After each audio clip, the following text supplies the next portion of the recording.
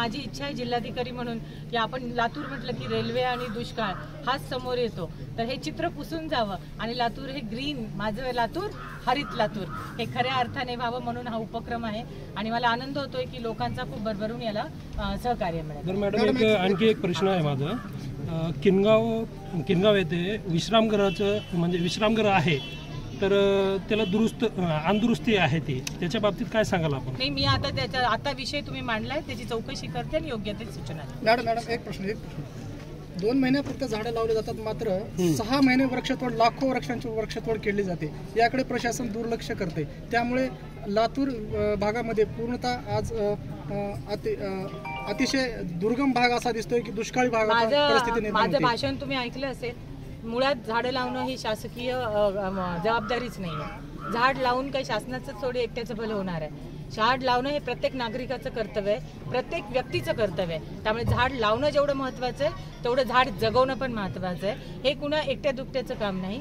हे सगळ्यांची चळवळ आहे आणि जर झाडं तोडत असतील तर त्या लोकांवर कडक कार्यवाहीपेक्षा गावानेच त्याला शिक्षा दिली पाहिजे।